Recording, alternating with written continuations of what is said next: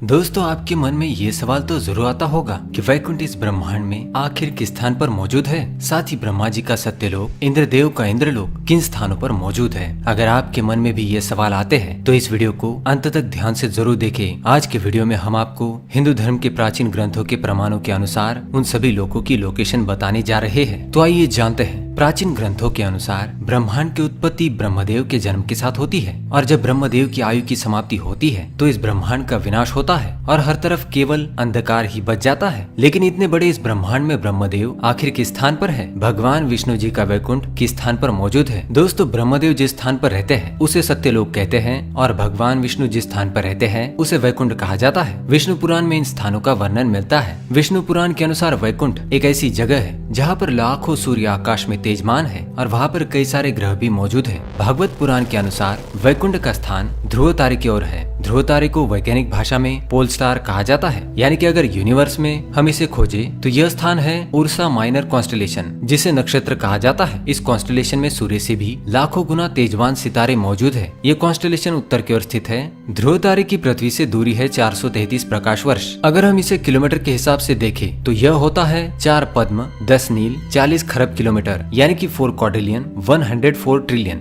मतलब 4 के आगे 15 शून्य लगाओ, इतना अंतर होता है। ये तो पृथ्वी से ध्रुव लोक का अंतर हुआ। ध्रुव लोक के ऊपर 1 करोड़ योजन यानी कि 12 करोड़ 29,53,881 किलोमीटर के बाद आध्यात्मिक जगत में स्थित है महारलोक के ग्रह। ये महारलोक स्वर्गलोक का एक भाग है जहाँ पर ब्रह्मांड की सदकर्म करने वाली आत्माएं वास करती है। पुराणों के अनुसार जो लोग सामान्य व्यक्ति की तरह जीवन व्यतीत करते हैं तथा किसी के साथ बुरा व्यवहार नहीं करते, वे लोग मृत्यु के पश्चात इन ग्रहों पर जाते हैं। इन ग्रहों पर जीवन रमणीय होता है, मन को शांति देने वाला प्रकृति का नजारा होता है। यहाँ पर जाने वाले जीव स्वयं को पुण्यवान समझते हैं। यहाँ पर रहने वाले जीव तृप्त रहते हैं और कभी दुखी नहीं होते। अब दूसरा लोक है जनलोक। महारलोक के ऊपर 2 करोड़ योजन यानी कि 24 करोड़ किलोमीटर के पश्चात आता है जनलोक। जनलोक के ग्रहों पर जाते हैं पुण्य करने वाले लोग, जो स्वयं के स्वार्थ का त्याग कर हमेशा दूसरों की मदद करते हैं। वही लोग जनलोक के ग्रहों पर जाते हैं। ये स्थान बड़ा ही तेजस्वी होता है। यहाँ पर जाने वाले मनुष्य स्वयं देवताओं का दर्शन कर सकते हैं। स्वर्ग के देवताओं को देखने का भाग्य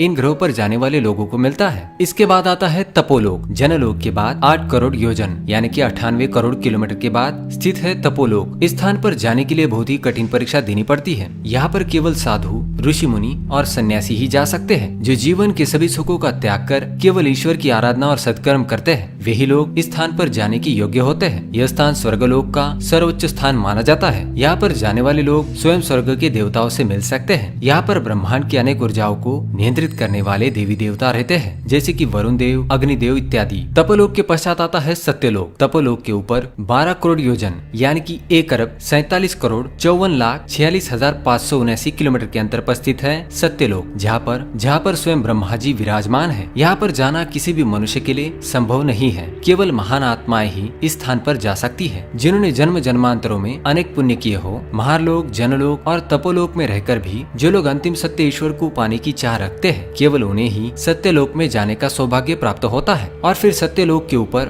2 करोड़ 62 लाख योजन यानी कि 32 करोड़ 21,39,169 किलोमीटर के अंतर पर स्थित है वैकुंठ लोक, जहाँ पर स्वयं भगवान विष्णु शेषनाग पर विराजमान रहते हैं। ये किसी भी आत्मा का अंतिम स्थान होता है। सारे ब्रह्मांड की आत्माएं इस स्थान पर केंद्रित होती है। इस स्थान पर जाने वाली आत्माएं मोक्ष की प्राप्ति करती है। इसे ही अंतिम सत्य कहा जाता है और इसे ही ब्रह्मांड का अंत भी कहा जाता है। यहाँ पर जाने के बाद आत्मा जन्म मृत्यु के इस चक्र से मुक्त होती है। लेकिन दोस्तों, ध्यान में रहे, हम फिजिकल वर्ल्ड की बात नहीं कर रहे हैं। ये सभी आंकड़े आध्यात्मिक जगत को दर्शाते हैं। अगर हम धरती से वैकुंठ की दूरी का अनुमान लगाएं तो ये होता है 4 पद्म, 10 नील, 40 खरब, 12 crore 29,53,881 kilometre plus 24 crore 59,07,763 kilometre plus 98 crore 36,31,052 kilometre plus 1 अरब 47 crore 54,46,579 kilometre plus 32 crore 21,39,169 kilometre. इन सब का मिलाकर होता है 4 पद्म, 10 नील, 40 खरब, 3 अरब 15 करोड़ 78,444 किलोमीटर। यानी कि आप देख सकते हैं कितना दूर है वैकुंठ हमारी पृथ्वी से। अगर हम आज की टेक्नोलॉजी के आधार पर यहाँ से वहाँ तक जाने की कोशिश करेंगे तो हमें कितना समय लगेगा, इसके बारे में जानते हैं। आज की टेक्नोलॉजी के आधार पर हम 39,000 किलोमीटर प्रति घंटे की रफ्तार से अंतरिक्ष में ट्रैवल कर सकते हैं। अगर जिस रफ्तार से हम वैकुंठ को जाएंगे तो हमें 10,52,30,85,000 घंटे लग सकते हैं, मतलब 12 लाख से भी ज्यादा साल लग सकते हैं। इसलिए दोस्तों आज की टेक्नोलॉजी से हम वैकुंठ कभी पहुंच ही नहीं सकते। तो दोस्तों ये था धरती से वैकुंठ तक का सफर। टेक्नोलॉजी के आधार से तो हम कभी वैकुंठ लोक पहुंच ही नहीं सकते, लेकिन आध्यात्मिक मार्ग से हम वहाँ पर क्षण भर में पहुंच सकते हैं। इसलिए हमेशा अच्छे कर्म करो, स्वयं भगवान ही आपको उस स्थान पर ले जाएंगे। तो दोस्तों यह जानकारी आपको कैसी लगी हमें कमेंट्स में जरूर बताएं। इस वीडियो को देखने के लिए आप सभी का धन्यवाद करता हूँ। हमारे चैनल को सब्सक्राइब करें ताकि आप और भी जानकारी वाले वीडियो देख सके। धन्यवाद।